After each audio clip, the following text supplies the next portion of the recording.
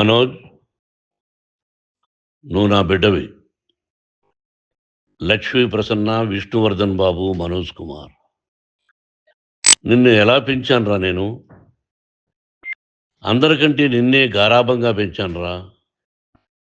నీకే ఎక్కువ ఖర్చు పెట్టి చదివించాలని ప్రయత్నం చేశానురా. నువ్వు ఏది అడిగినా నేను నీకు ఇచ్చానురా.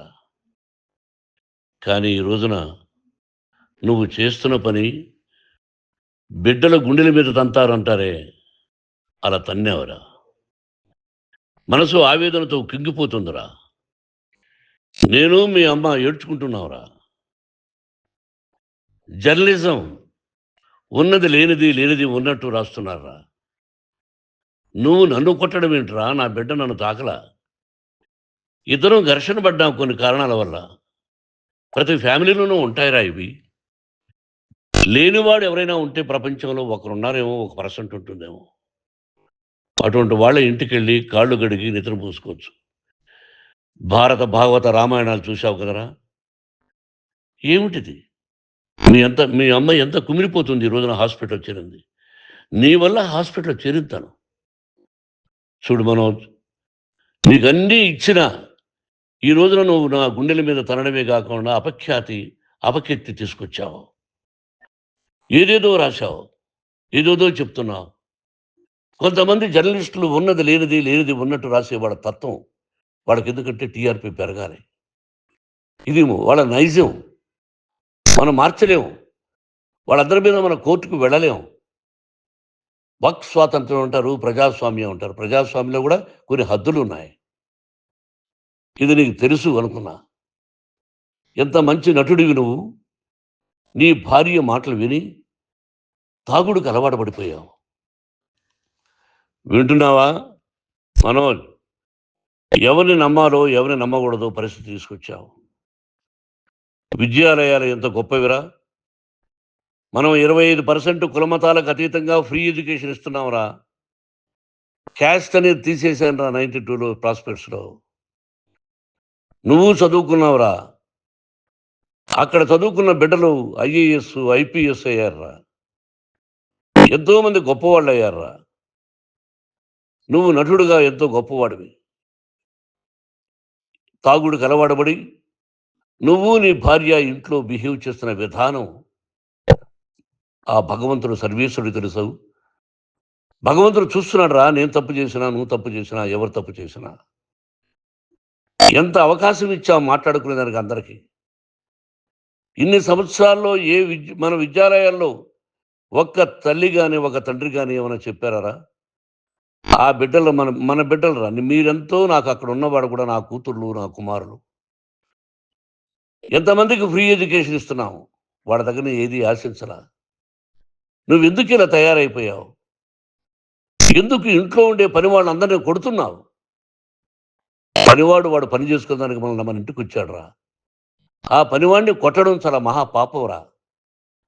నేను వేరురా. నేను దండించడం వేరురా. నేను ఎవరిని ఆ చిన్న వాళ్ళని కొట్టి ఇచ్చేసి చేయలేదురా. సినిమా ఇండస్ట్రీలో మోహన్ బాబు కొడతాడు, తిడతాడు అంటే అది షూటింగ్లో జరిగి ఉండొచ్చేమో. కానీ ఇంట్లో ఉండి 10 సంవత్సరాల నుంచి 20 సంవత్సరాల నుంచి పనివాళ్ళు ఉన్నారు. నేను ఇంట్లో లేని సమయంలో వాళ్ళందరినీ కొట్టి వాళ్ళ ఫోన్ లాక్కొని ఒకడైతే చచ్చిపోవాలి.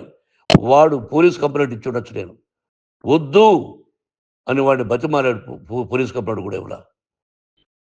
ఇంకైనా నువ్వు నీ భార్య మారి బయట ఉండండి రా అన్నాను నేను. లేదు డాడీ, తప్పు చేయలేని ఒకసారి వచ్చావు, మళ్ళీ తప్పు చేశావు, మళ్ళీ వెళ్ళావు, మళ్ళీ ఈసారి తప్పు చేయనన్నావు. ఏమండి వీడు తప్పు చేయడం అని మీ అమ్మ చెప్పింది. ఇంట్లో పెట్టుకున్నా. మళ్ళీ నువ్వు చేస్తున్నది, ప్రతిరోజు నువ్వు తాగుతున్న విధానం నీకే తెలుసు.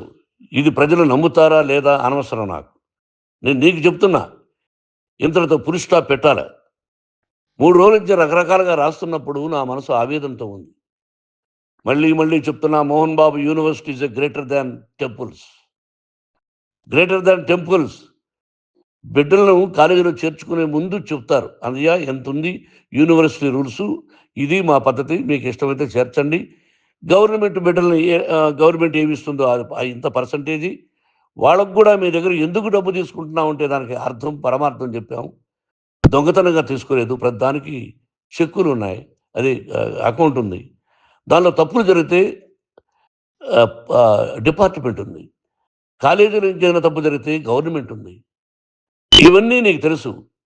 ఈ రోజున ప్రపంచంలోనే నంబర్ 1గా చేయాలని మీ అన్న కష్టపడి ఇతర దేశాల్లో నంబర్ 1 యూనివర్సిటీతో టై అప్ చేశాడు. ఈ రోజు నువ్వు చేసిన విధానం ఏమిటి? నువ్వే ఒకప్పుడు నాకు ఇవి ఏమొద్దు నేను యాక్టింగ్ అన్నావు. ఈ రోజున ఏం చేస్తున్నావు? విద్యాలయాల మీద పడ్డావు. తల్లిదండ్రులు చాలా గొప్పవాళ్ళురా. కొంతమందికి డబ్బు కట్టలేకపోవచ్చు. కట్టని వాళ్ళకు కొంత సహాయం చేసాం. అంతా సహాయం చేయలేము. బ్యాంకుల్లో డబ్బు కట్టాలి. లెక్చరర్స్‌కి డబ్బులివ్వాలి. యూనివర్సిటీ బ్రహ్మాండంగా నడపాలంటే మంచి లెక్చరర్స్ కావాలి. ఇయన్నీ తెలిసి చేస్తున్నావురా 32, 33 సంవత్సరాల నుంచి. అది పక్కన పెడితే అందరినీ కొట్టడానికొస్తావు. అందరినీ కొట్టడానికొస్తావు. మీ అన్నని తిడతావు. ఒక వ్యక్తి వినయ్ గారనే ఆయన వ్యక్తి హెల్ప్ చేయడానికొస్తే, ఆ వినయ్ ఎవరు లంజాకొడుకు చంపేస్తాను వాడు అన్నావు. ఇయన్నీ ఎంత తప్పురా? అంటే మీ నాన్నగారికి ఎవరు సహాయం చేయడానికొస్తే వాళ్ళందరిని లంజాకొడుకులు అంటావు. చంపేస్తానంటావు. మీ అన్నని చంపేస్తానన్నావు. చంపరా చూద్దాం మీ అన్నని నేనే అన్నా. తాకరా నీ ధైర్యం ఉంటే అన్నా. ఎంతమందిని చంపాలనుకుంటున్నావు? ఎంతమందిని చేయాలనుకుంటున్నావు? నువ్వు ఏం సాధించాలనుకుంటున్నావు? ఆలోచించుకో. ఈ ఇంట్లోకి అడుగు పెట్టడానికి నీకు అధికారం లేదు. ఇది నా కష్టార్జితం. మా నాన్నగారు రూ. 10 పైసలు కూడా ఇవ్వలేదురా. మంచి జన్మనిచ్చాడు మా నాన్నగారు. మద్రాసుకు వెళ్ళి వీధుల్లో అడుగు తిన్నానురా. ఒక పూట కూడా భోజనం లేకుండా అడుగు తిన్నానురా. న్యాయంగా మోహన్ బాబు తిడతాడు, కొడతాడంటారు కానీ మోసగాడని అనలేదురా.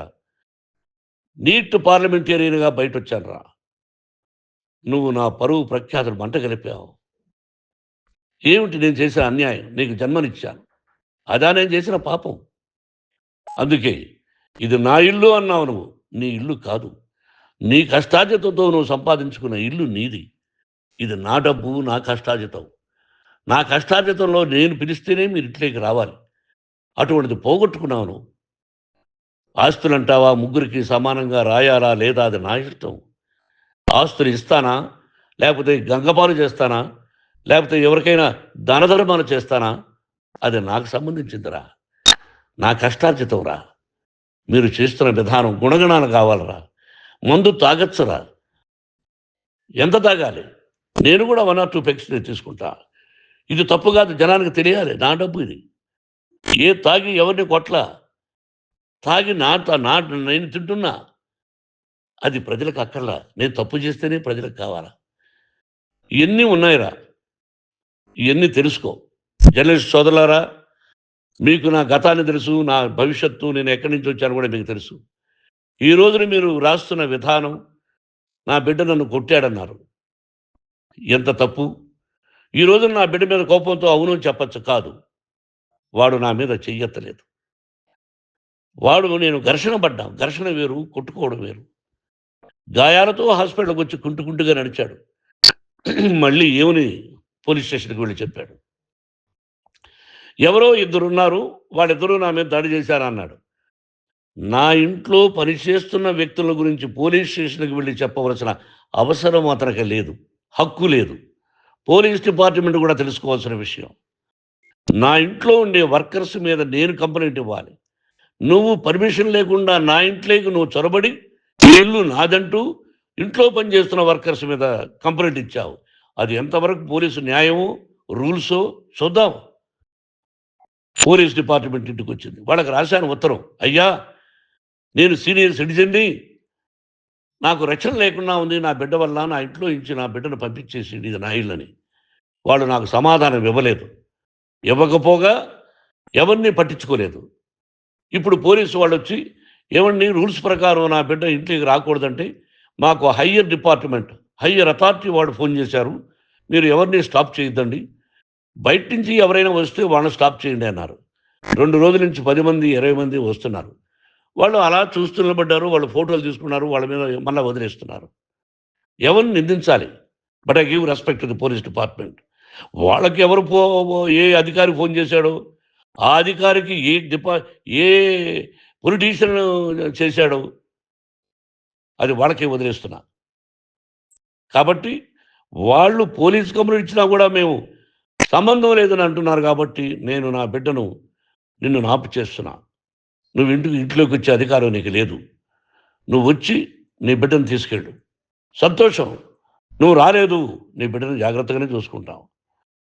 Take care your daughter, that's all. మీ అమ్మ హాస్పిటల్లో అడ్మిట్ అయింది. రేపో ఎల్లుండో మీ అమ్మను పిలిపించి బాగైన తర్వాత ఇదిగో నువ్వు నీ కొడుకు బిడ్డను తీసుకెళ్ళి వాడికి అప్పచెప్పని చెప్తాను పోలీసు వాళ్ళ ఆధ్వర్యంలో. ఇది 100% జర్నలిస్టు సోదరులారా, ఫుల్ స్టాప్ పెట్టండి. మీకు కుటుంబాలున్నాయి, మీ యజమానులకు కుటుంబాలున్నాయి.